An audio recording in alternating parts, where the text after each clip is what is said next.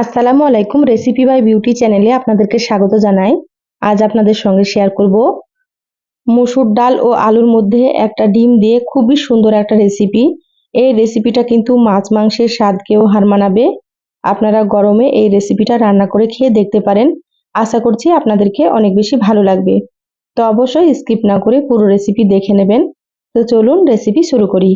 এখানে দেখুন আলু কেটে নিয়েছি দুটো মিডিয়াম সাইজের। আলুটা এভাবে একটু মোটা রেখে কেটে নিতে হবে। আপনারা হয়তো দেখে বুঝতে পারছেন আলুটা কিভাবে কাটতে হবে, এভাবে আপনারা কেটে নেবেন। এখানে দেখুন দুটো মিডিয়াম সাইজের পেঁয়াজ কেটে নিয়েছি, আর এখানে একটা বড় সাইজের টমেটো কেটে নিয়েছি। টমেটোটা হালকা একটু পাতলা পাতলা করে কেটে নিয়েছি। আর এখানে আমি নিয়েছি 50 গ্রাম মতো মসুর ডাল। তো এখানে আমি পরিমাণ মতো নিয়েছি, আপনারা কিন্তু আপনাদের পরিমাণ মতো নিয়ে নেবেন। এবার এখানে দেখুন একটা কড়াই নিয়েছি। এবার মসুর ডালগুলো নিয়ে নিচ্ছি। তো মসুর ডালগুলো কয়েকবার পানি পাল্টে খুব ভালোভাবে ধুয়ে পরিষ্কার করে নিয়েছি। এবার আমি এখানে দিয়ে দিচ্ছি কেটে রাখা আলু।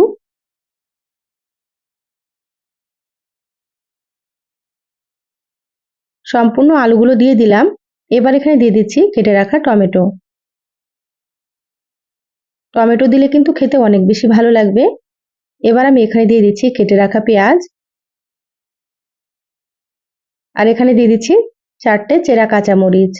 তো এখানে ঝালটা আপনারা নিজেদের টেস্ট অনুযায়ী দিয়ে দেবেন, আপনারা যেমন ঝাল খেতে পছন্দ করেন। এবার আমি দিয়ে দিচ্ছি স্বাদ মতো লবণ। এখানে আমি 1 চা চামচ মতো লবণ দিয়ে দিলাম। এবার দিয়ে দিচ্ছি হাফ চা চামচ হলুদ গুঁড়ো। হাফ চা চামচের থেকে একটু কম দিয়ে দিচ্ছি জিরা গুঁড়ো। হাফ চা চামচের থেকে একটু কম দিয়ে দিচ্ছি ধনিয়া গুঁড়ো।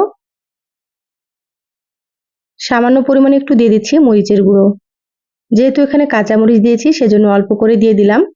তা আপনারা যেমন ঝাল খাবেন সেভাবে দিয়ে দেবেন, বা আপনারা এখানে শুধু কাঁচামরিচ দিয়েও রান্না করে নিতে পারেন। এবার আমি এখানে দিয়ে দিচ্ছি 1 টেবিল চামচ মতো সরষের তেল।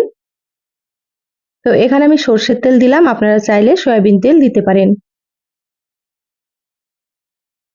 এবার দিয়ে দিচ্ছি হাফ চা চামচ আদা বাটা, আর দিয়ে দিচ্ছি হাফ চা চামচ রসুন বাটা। এই রেসিপিতে খুব বেশি আদা রসুন লাগবে না, আপনারা কিন্তু অল্প করে একটু দিয়ে দেবেন। এবার সমস্ত হাত দিয়ে খুব সুন্দর করে চটকে মেখে নিতে হবে। যত ভালোভাবে মাখবেন ততই কিন্তু রেসিপিটা খেতে ভালো লাগবে। তো যারা ভিডিওটি ইউটিউব চ্যানেল থেকে নতুন দেখছেন, প্লিজ চ্যানেলটা সাবস্ক্রাইব করে চ্যানেলের সাথেই থাকবেন। যারা ফেসবুক পেজ থেকে ভিডিওটি দেখছেন, প্লিজ একটা লাইক দিয়ে পেজটা ফলো করে রাখবেন পরবর্তী ভিডিও নোটিফিকেশন পাওয়ার জন্য।